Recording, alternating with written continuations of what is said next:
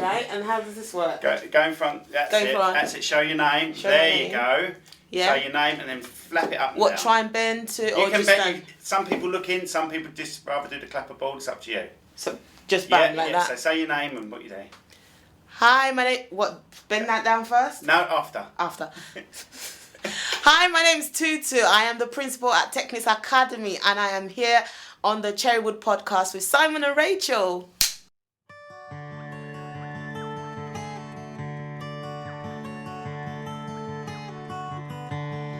Welcome to the Cherrywood podcast with me, Simon Burridge. And me, Rachel Burridge. Perfect. Now you come back round here. And now the podcast is finished, so we've run out of time. Now I can go home. Okay, before we start, I did mention when we found you in the car park, I mentioned the sign. We didn't find her in the car park. Yeah. It does sound like she's shopping. I didn't find her as to say, hello, you look like you could do a podcast. The podcast was And then dragged me down.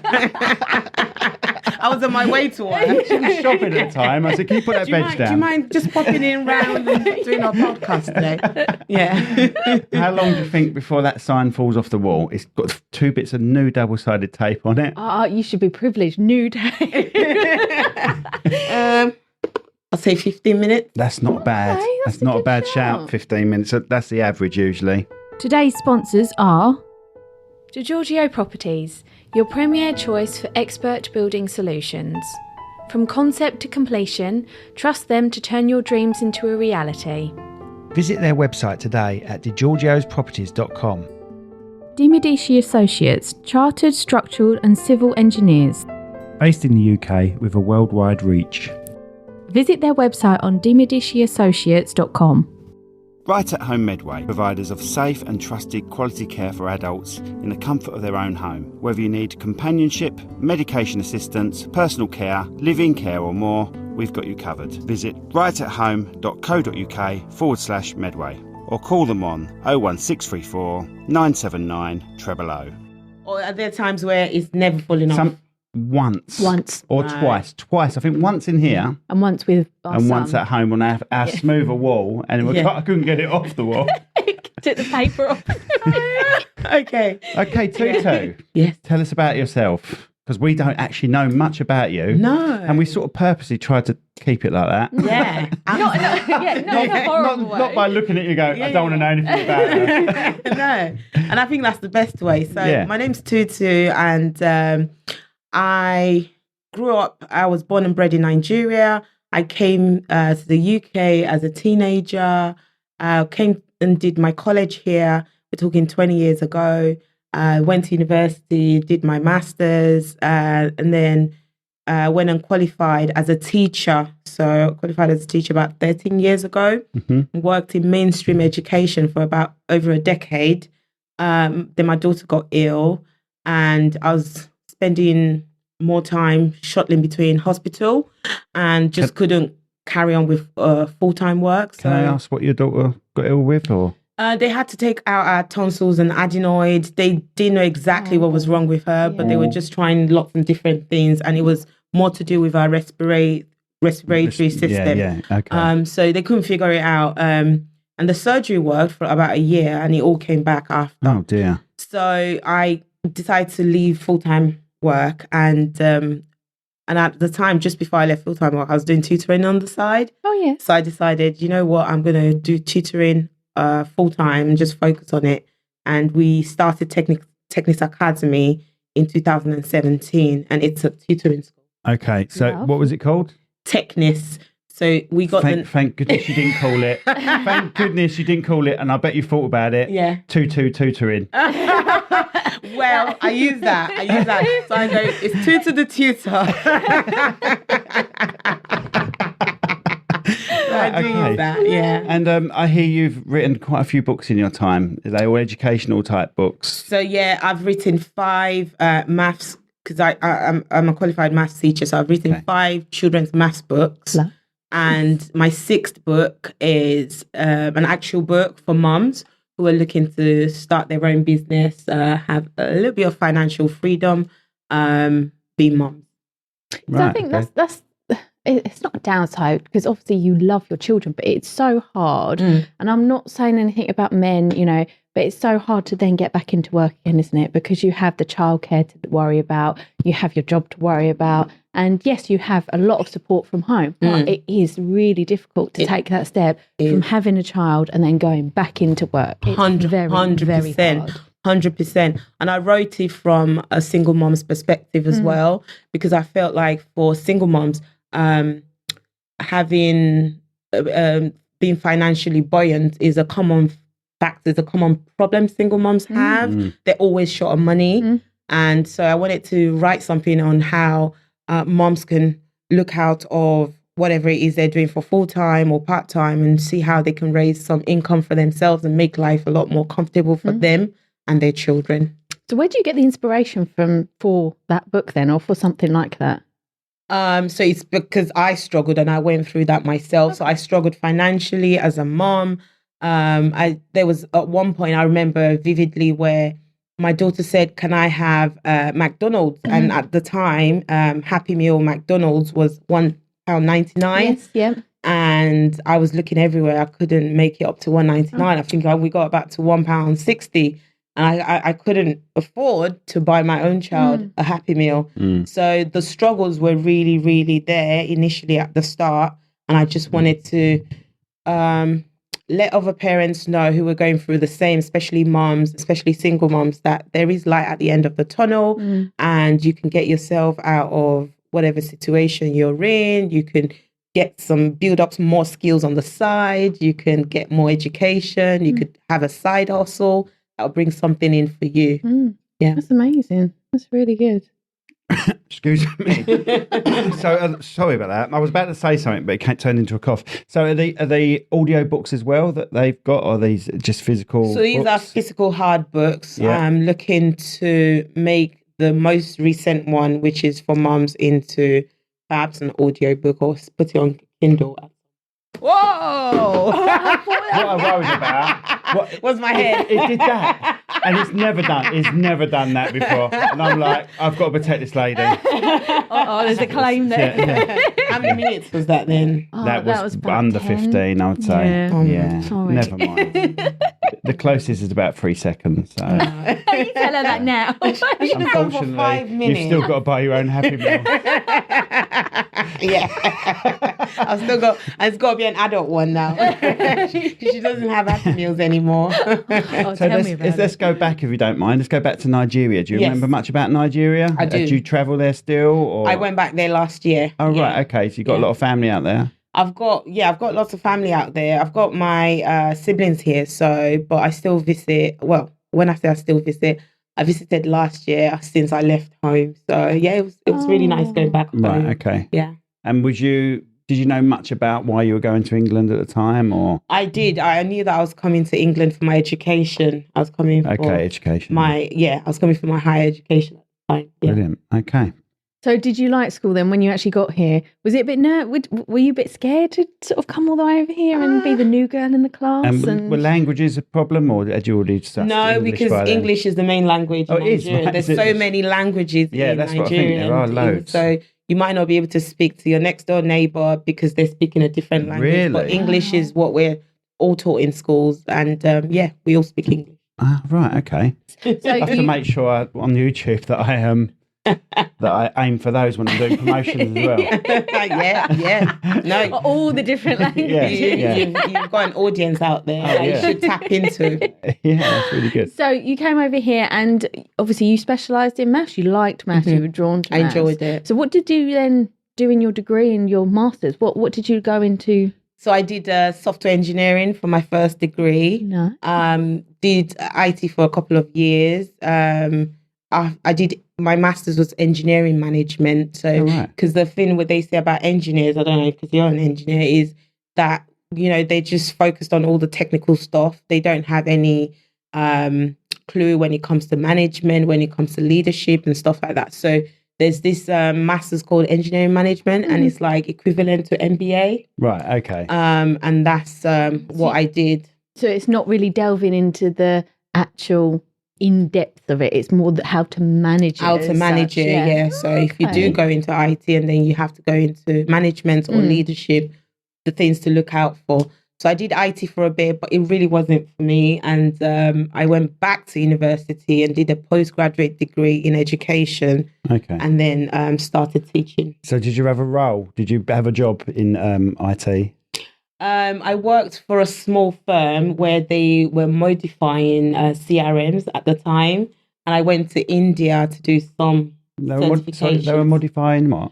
CRMs, so customer relationship management, things like software like applications. Right, okay. Do a bit of coding on the back. Not my forte, didn't enjoy it. Didn't like just sitting in front of the computer for hours and hours and trying to figure out what's the best way to modify an app. So it came out of that and just went straight into teaching. Right, so that is literally one job and then teaching straight after. Nothing else before? Anything? No, well, whilst at uni, you do lots of different jobs. Worked in a factory, worked in McDonald's, worked in Morrison's, did some couple of night shifts.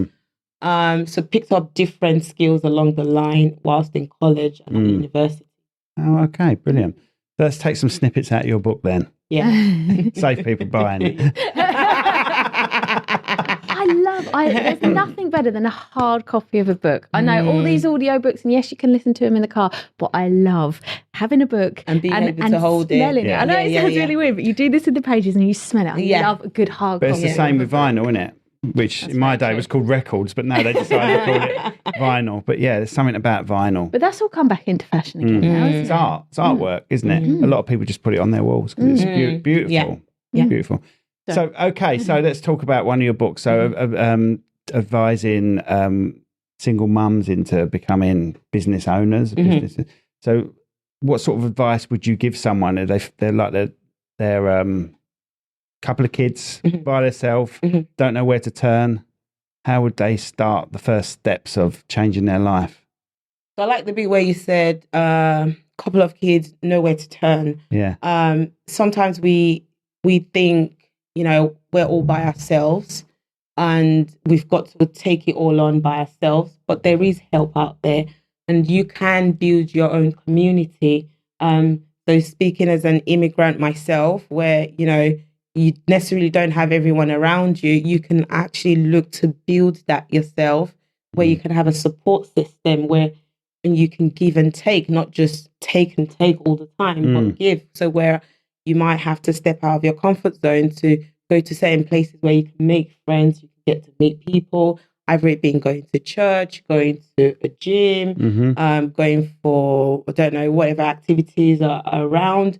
And so you might be on your own, but you don't have to be on your own. You don't have to do it on your own. And getting that community, that small circle built around you to help support you. And then looking for someone that is in the field of what you want to do, who's already done that before, who's already taken that step and seeing how they can guide you. Like a mentor. Like a mentor. Yeah, so what was your first form of communication to build that community? Church?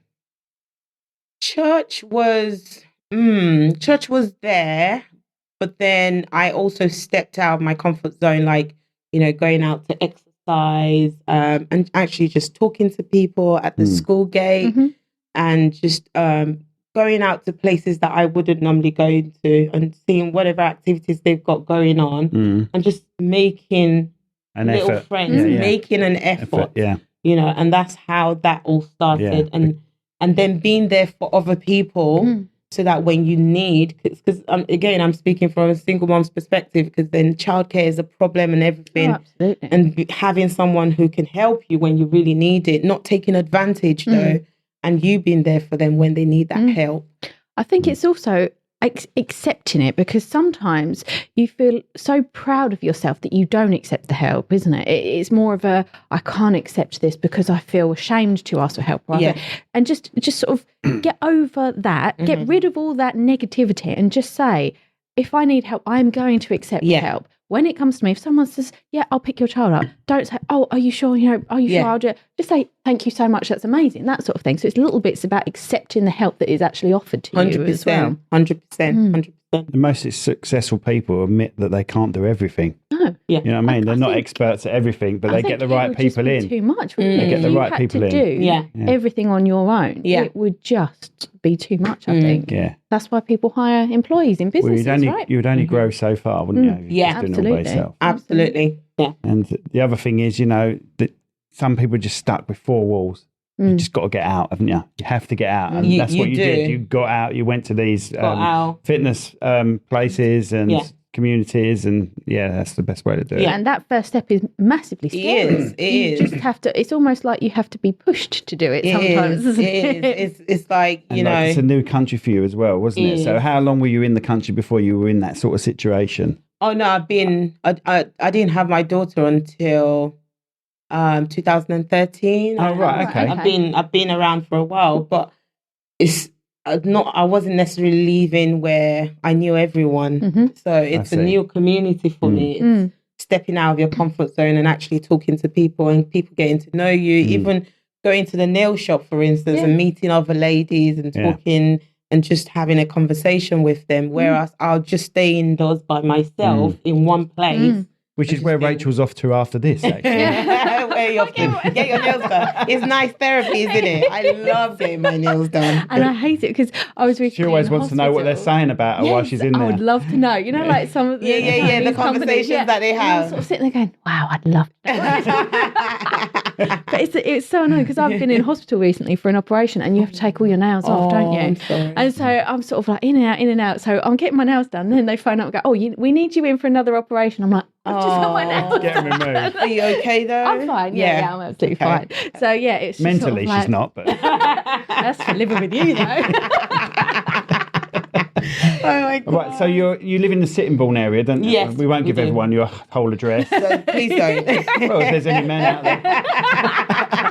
But is that where you went to when you came to the country, or did you go to London first? No, so I've always lived in Kent. I lived in Dartford. When I came in, I stayed with my aunt, and my uncle and their family, their kids. So I stayed with them for 5 years. So they're literally my UK mum and dad. Oh, right. So your mum and dad are still in the... they're back home, but they do come here very frequently to visit. It's amazing commitment for a parent to send their daughter to another country just for their education. That's amazing. Yeah. Heart-wrenching, really. Well, I think at the time I was mature. I was ready to go. It's more or less like you're done at home. What's the next step? So what was your age again? Sorry. I was 19. Oh, when you left? Yes. I was 19. Right, okay. So I wasn't completely young. No. Yeah. No. So come out here. Yes, you do miss your family from time to time, but there's phones, there's emails, there's video calls, and Of course, I'm thinking when I was a kid, when there was just carrier pigeon. Yeah, I forgot about that. So now you've got into your sort of tutoring and everything like that. So what made you go into tutoring then? Obviously, I know your daughter was sick, but you enjoy it now? You sort of thrive off it a little bit? 100%. So it was, there was this lady that I knew, and she had a 16-year-old who was in year 11, and she was about to write her GCSEs, and the child was predicted E for her maths, and the mom reached out to me to say, would you be able to teach her? It was about 3 months to the exam, and so the child was basically predicted to fail, and we went over it, and she got a B. Wow. And that got me asking two questions. What if her mom hadn't reached out? She would have got an E, thinking she was dumb, she wasn't able. Or if her mom had reached out earlier, this child has got potential to get an A grade. Yeah, absolutely. So then I've been working in school by that time with kids who sometimes they'll give me a bottom set where they'll just keep them in class of their behavior. If you can just keep them in class, you've done a good job. And majority of them are predicted to fail. So when they come to my class, I'm telling them that the lowest grade you get out of this is a C grade. But the kids have been in education for the last 5 years, been told they're going to fail. They've believed that. That's it. That's the thing. That's what I was going to say. If they're told that, then they just act that. They do. Act that. They do. So we change all their target grades. So for my class, I change all their target grades to a C. There was always resistance. They're like, Miss, I'm predicted a G. Why are you? There's no way I can get a C. There's no way I can do this. And I've had colleagues come to me before and say, why are you showing them that those kind of questions, they're way too difficult for them. There's no way they're going to handle it. I'm like, you'd never know until you expose them to Absolutely. it. How do you know they can't do it if you don't show them? And so 78% of these kids actually got their C grade. That's amazing. And so that just got me thinking that there's no child. So I wrote an ebook on no child's dumb, no child's incapable of doing well. It's just that they need the right support, they need the right environment. And I realized that I stumbled across a woman's book, Carol Dweck, on growth mindset. And our book showed me that all I'd been doing along was just changing their mindset completely. Absolutely. I didn't realize that was a thing. I was just doing it off the back of my hand. So I tapped more into that and realized if you can work on kids' mindset, they can achieve anything. And what you did straight away was set a goal. You set a C for them. And if they've got no goal to aim for, and they're just told, oh, you're not going to be anywhere near, then they've got nothing to aim for. No. I mean, nowadays, so you should try and encourage kids as much as possible and say, go for it. If you want to try and go for your A, you go for it. So what's the ebook called? Plug in. We'll get a little picture. It just says no child is dumb. No child is done. No child is dumb. And you can get it on Amazon or something like that? It's not. I just put it on. We have a Facebook group where I put my free books in there. You can advertise yourself. What is the Facebook group called? It's called Tecnis Super Learners. So we're Tecnis Academy. And so there's a Facebook group dedicated for mums. So the other thing I was also doing was educating mums, especially immigrant mums who came into the country but didn't have a clue what the educational system was and didn't understand how to navigate it. So I'm educating them, telling them what opportunities are available, what the next level is for their children, and as well as working with those children themselves, just turning things around. And what the work we do with them, yes, we go in and say we're teaching maths, but it's way beyond just maths because it just has a massive impact on all the other subjects and even on the way they see life and they see things, and they turn around and say, oh, I didn't know I can do this. I feel like I can do this now. You can see their confidence. So I have a really big thing with working with young people, young children, on their confidence, little things like a child might be talking to me and like, I need eye contact. I want your head raised up. I want you looking at me. You just sat there and gone, oh. I just literally watched your body language. You were sitting there like that and went, ooh. And they go, yes, miss. I'm like, so it's just building that confidence in them. I don't feel like I do much when it comes to the actual maths, but by the time I finish the work on them, they really want to do it. But they're life lessons, aren't they? For interviews, you've got to look at your interviewer straight in the eye and talk to them, Yeah, definitely. And you'd be surprised. Some kids don't have that. And I just feel like wherever I am, and I have contact with children, contact with young people, I want them to know that they do count, they're unique and they're special. And I just want to drop that bit of positivity with them when I leave them. Because with maths, with English, you do have to be a little bit creative, right? So especially with the creative writing, you have to have that little bit of flair to say, I'm going to take this angle. But with maths, it's logical. Yes. There is a yes or no answer for maths. So you can teach that, right? You can say to them, this is the process. This is how we get here. This is how, and you can actually teach them that and say, if you learn that, you'll be set, basically. Totally. But maths these days, especially with the new curriculums changed, it's not always yes or no answer anymore. Yes. They have to work through it, like you said. And then they might try one method. It doesn't work. Does that mean you give up? And you might not even be able to arrive at the final answer. But as long as you're able to show your steps and working out, the questions now in the exams are worded questions. So your English has got to be top notch. You need to be able to comprehend what you've read to be able to answer maths questions. That's where a lot of our kids then struggle and they can't access it. So what I do is beyond just academics. It's just literally working with children and making them know they count and they can achieve anything they put their mind to. And I'll just start with maths. And then they can build on it from there. Because I know our son, he likes English, but he's rather up here and he can't transfer it to the page. He's sort of I don't want to write it, but I've got it all up here. So he has that sort of problem. But maths, oh my God, he gets it. Yeah, absolutely. Yeah. Maths, he's spot on. Yeah. And I always say to him, because he was a bit worried when his school report came home and he went, oh, my English isn't going to be very good, Mum. I went, don't worry about it. I said, I know the struggles that you face. Yeah. We've dealt with this. We do this, we do this, we do this. And he's like, oh, okay, then. And you could literally see. What gets us stressed is joined up writing. Yeah. It doesn't matter. No. It doesn't matter if they can join their writing up. I can tell you now, once they get to secondary school, no one cares. No one cares. We don't check. It should just be removed. Let's be honest, they're going to be typing more than anything, aren't they? Because you teach these kids in year 1 reception to do A is like this. You give them all the dotted lines, and then the next stage is, but now you've got to join it up. So it's completely different to the basics. They should be marked on how understandable it is, not joined up writing. Correct. And how neat and tidy it is. So if it's readable and legible. As long as it's readable. Exactly. As long as it's readable, you know. Cursive is a little bit outdated when it comes to definitely. We've had the conversation about bringing typing lessons back, haven't we? Right, so I've just got to have a go at you. I need to moan at you. God. You plonk everything down on the table, so I've removed your mic off the table, and now you plonk it down on the mic table. You use the table, the other table, the mic. We've got a teacher in the room. You're being told off. Drives me spare. I can't believe that you put it on the same table that I've attached the mic to. Oh. Stress me out. You get working with you. Stresses me out. Tutu, can I come and work with you, Tutu? So far, you're both doing well. I can tell you that. I can't believe you did that.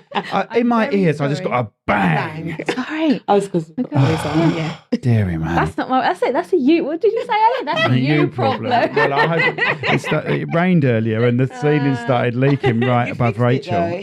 Nothing's leaked again. Nothing's leaked. Not that I'm aware of. Or the rain stopped. It could have been that.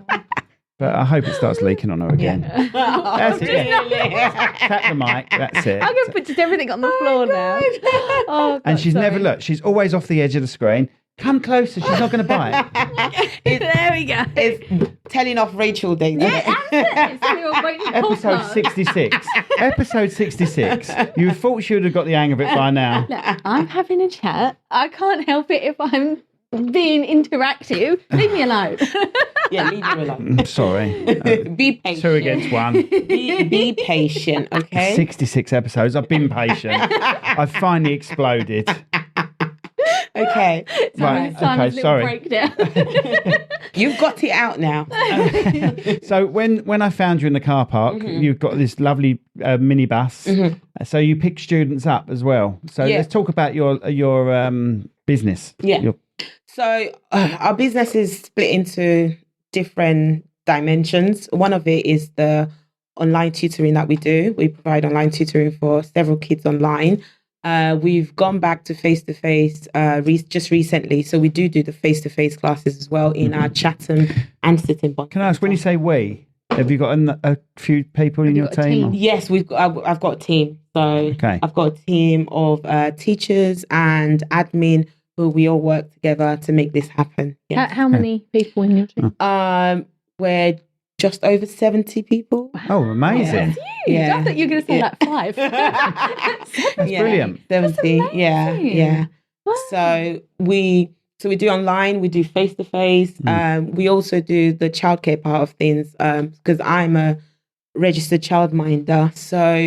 And that's more like a passion project. So I really struggled when I was in full-time work with childcare. So I wanted to help parents, especially before and after school care. So we are able to take them to school in the mornings for parents who can't, and we're able to bring them back home. But once again, childcare chisels away at what you if you get out to work as a single parent, you've then got to put it all to childcare. It's crazy. It's crazy. And even for people working from home, it can be a bit of a hassle. Dipping in to pick the kids and coming back to work. So we'll just deliver your child to you at your door. Perfect. What time can you start? We have two different directions. So with 70 people, do you cover more than Kent, or are you just the Kent area for now? Or so what you mean, the people that we work with, or the students? The students. The students. So majority of our students are based in the UK, but we have students from 17 other countries. Really? Yeah. So but with UK, US and Canada being the top 3, we are students. Okay, Yeah. brilliant. So you don't have to, well, I suppose you have to be bilingual in that sense, but if they're coming from US and Canada, obviously. So all the classes are taught English, and we only cover the UK and the US curriculum. So irrespective of what country you're coming from, you need to decide which curriculum you'd like to follow. Is the Canadian one any different? The curriculum? It's slightly different from the US, but most of the programs that we do, like so you mentioned your son with his writing, with his English. So we do like creative writing programs, which, you know, the curriculum for actually writing creatively is very, very similar. So either you're coming from, you just want your child to be able to write and to read properly. And we do have reading programs as well, where people can join from any country. Do you have people, like teachers, tutors that specialise in certain countries? You okay? Sorry, I thought that was my phone. I didn't hear a didn't thing. hear it. Okay. Didn't hear a thing. He is on silent. Don't worry. I won't have a go at you like I did her. I was starting to get scared. Yeah. I don't want to be told off. You won't be told off. It's Friday. On your 66th appearance, you can get told off. Okay. All right. There she goes. On the floor now with that. That's it. I thought And there's no sound. Yes. Well. Yeah. What were we saying? Yeah, we're sorry. talking about Canada and America. and with different What I asked was, do you have certain tutors that specialise in those countries? Yes, so we've only just started, because all these other countries, we weren't like advertising to them. We just had people coming from them. And so we've decided to look into the US market and do more. So we're looking to recruit people out there in the US who can then just teach the US students. Oh, right, okay. Yeah, and just focus So on the US. currently, are all your tutors in England currently? Our tutors are all over, to be honest. Right. In the UK, we have tutors in Dubai, we have tutors Amazing. in Nigeria, we have tutors in, where else? We have tutors in Romania. So our tutors Brilliant. are really mixed, yeah. But yeah, majority of our tutors are in the UK. Amazing. Nice. So going back to your books and everything like that, would you class yourself as almost a motivational speaker in some sense? Or a think that's motivational writer? That's what Hayden said you were to me. Yeah. I think he did. Yeah. I love Hayden, by the way. I try and be positive. Doesn't always, there's days where you just don't want to be positive, and just, but majority of the time, I try and be as optimistic. But by the way, that's what I preach to my students. So I try and be optimistic as much. And sometimes that could come across as motivational. Sometimes on my Facebook post, what I post, people find it motivational. But it's not me trying to motivate people. So sometimes me trying to motivate myself, and I'm putting my thoughts out there. It's Whether it then your is character. useful, whether somebody else then finds it useful or not, good for them. But yeah, you could say I might be. Well, listening to you speak and listening to your books and your ideas, you know, some of those. It's Hayden-esque. That's what it is. Yeah. And I think it is just all about the right mindset. If you've got the right mindset to do something and have the positivity, because Hayden's spoken to both of us before, and he's said, you know, just take that negativity out, take that away, and then just focus on the positives, because all you're doing is bringing the negativity in, and it's then shadowing what you actually want. So he said, just get rid of it and then just focus on that. And since doing that, I've done it a few times, but since doing She had one session with Hayden. Oh, God. Yeah. Straight after the podcast, she was crying within 5 minutes. And then he said, He made you cry. and then he said, oh, let's have a photo. I'm like, no. So the photo for his podcast is me, like streaming. Yeah. Okay, you're not the only one who's cried with a session with Hayden, by the way, so don't worry. So how long has your company been going for then? So the reason I'm asking is only because COVID must have really disrupted you. Oh, Or was it around that it started? Was it we before? started in 2017. Oh, right. So a couple of years. And we were doing purely just face-to-face, and we had 4 centres across Kent. Wow. And I was moving across those 4 centres. I had a very small team, and we had about 120 students. And it was going okay until COVID hit, and I had to send them all home. And I remember sending the kids home before the government actually announced closing the schools, because I just didn't feel comfortable there, us being in the same place and kids. I didn't want those kids to get ill. But I'd just left my full-time work. Oh, no. I've just divorced, and my business just went from 120 students to 0 overnight. Yeah. So I remember just being there, and I spent like a whole month just trying to figure out what the next step is going to be. I found a program online. There's this guy called Elliot Phillips. He was a coach who was working with tutors who are looking to build their business, and he's running this program. It's a case study. He hasn't even done it yet, but he wants to try it out with people. And I just said, I want to go for this. I want to know how to leverage myself and put myself in front of my audience. And he said, well, he charges $1,500 at the time. And I couldn't afford it. I said, I'm sorry, I can't. You couldn't even afford a Happy Meal. So. I know. So where's the 1,500? But by this time, remember, I'd already started. So I'm just trying to add a bit of stupid comedy into it. No, it's fine. So I said, can I pay in installments? And they said, yeah, you can pay in 3 installments. And so I still can't afford that. I said, can you please make into 6 installments? Wasn't happy. He reluctantly took me on.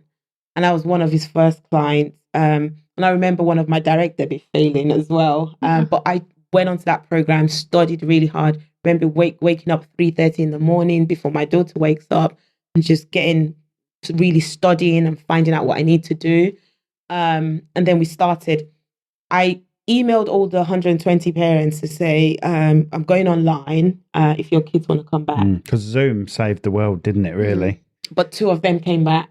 Really? Oh my gosh. Two of them came back online because people weren't familiar with the online Zoom, tutoring at the time. And then they were using the experience that the kids had with the school Zoom, because the school Zoom was, the teachers didn't have an idea what they were doing. Everyone was learning straight away. But we managed to build those 2 students to 2,000 students online during the COVID period. So it amazing. We started when 0. And then went back up again. Yeah. Wow, that's amazing. That's brilliant. So how did you motivate yourself to get these, have 2 students? You thought, well, I've still got to do my job. Yeah. To then go from 2,000. What did you do? How did you get that progression? I don't know, but once I'm in front of kids, I'm okay.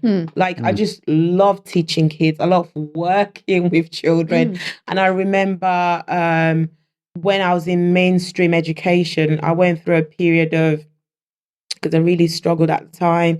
I would say I wasn't diagnosed with anything, but looking back now, I think I went through a period of great depression. Right. But I think what got me out of it was the work that I was doing with children. Because once I get in front of children, I forget what I'm doing. I try and teach. It's like a musician and music. It's just amazing. And I try and, because I look at the kids as well, they're in school from morning till night. I feel sorry for them, not till night, till they're there for most part of their day, right?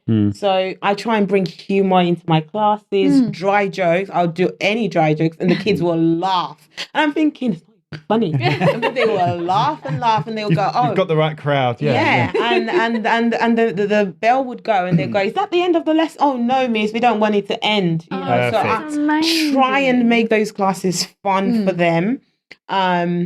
So once I'm in front of those kids, I don't care if it's 1 or 2. We're just building our face-to-face back now. We got under 10 students.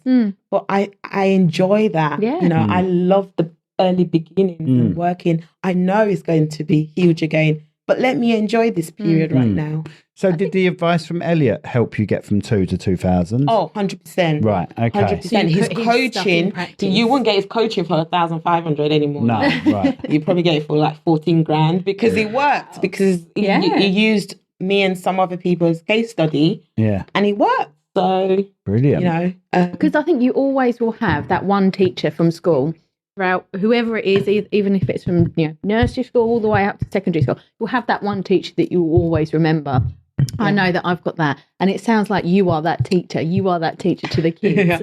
I do love my students. They did a thread on Facebook where they said, who was your favorite teacher when you were back in school? And all my adult students, they're all now adults. I got several tags from saying, feels good. saying, and I still see them around, or they're all doing well. Some of them have got their own kids. You know, you see them thriving. That's just my joy. That's my reward for what I do. Definitely passionate about working with people and doing the job that I do. I love it. Would you progress into adults, or are you just... She already is an adult.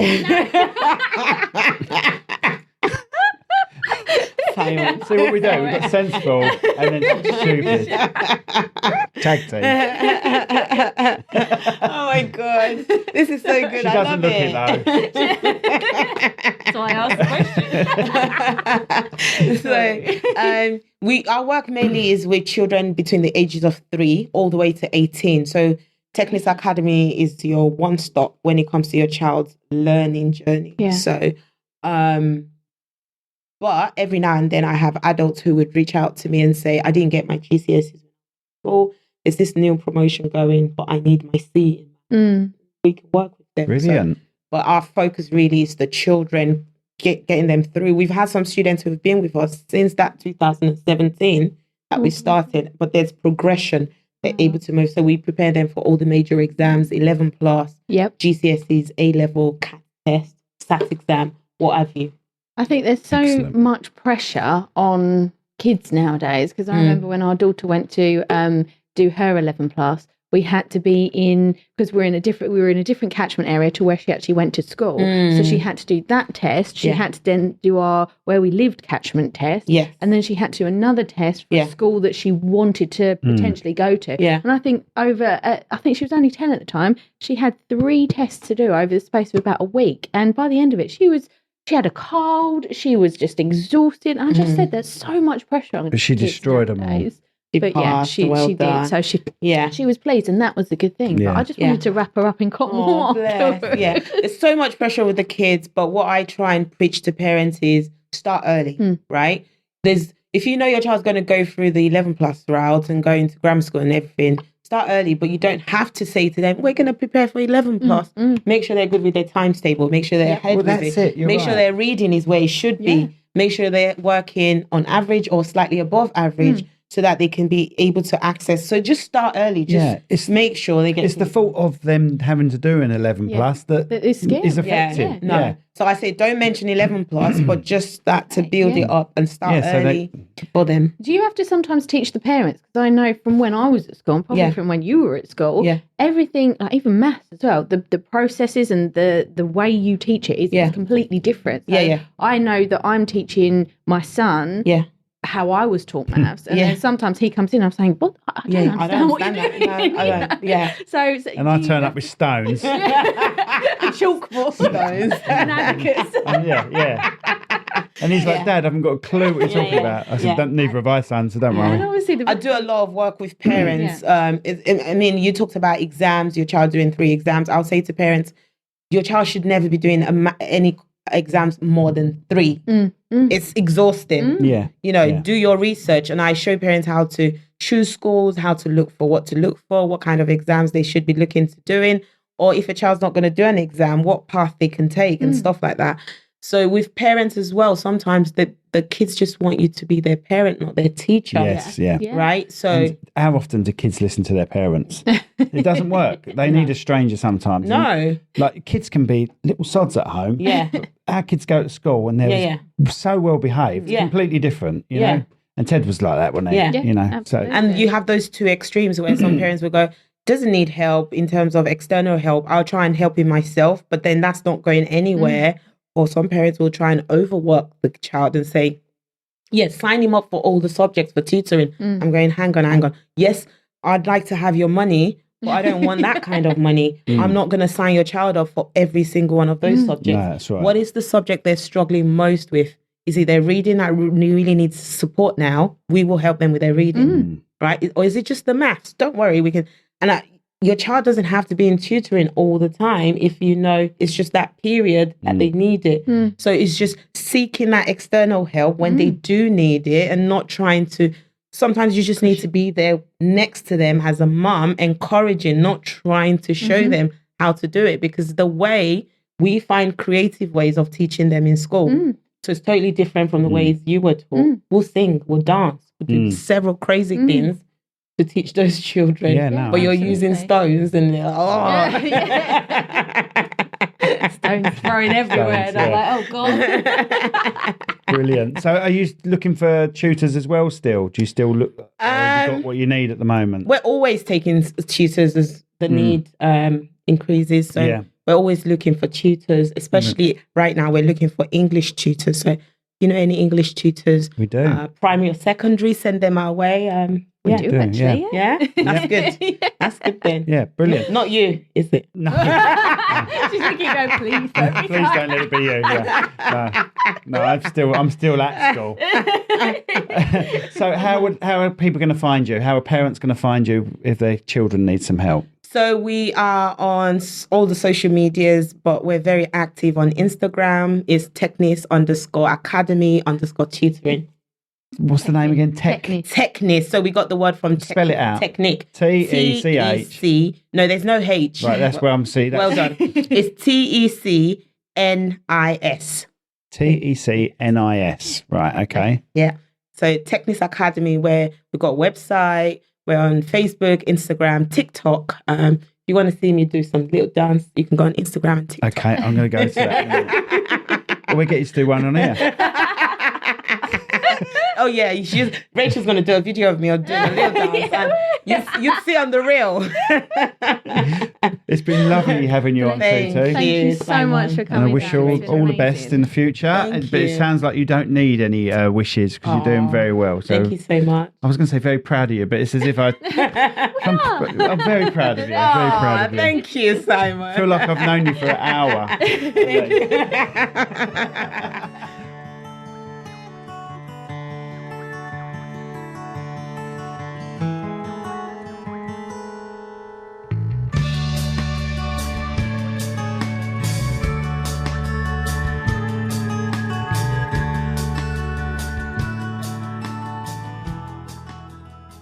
This podcast has been brought to you by Snugdubs Camper Van Hire. Roam the world, park anywhere. That's snugdubs.co.uk. This podcast was brought to you today by Austin's Eatery on Station Road, Strood. Try the Viking Challenge.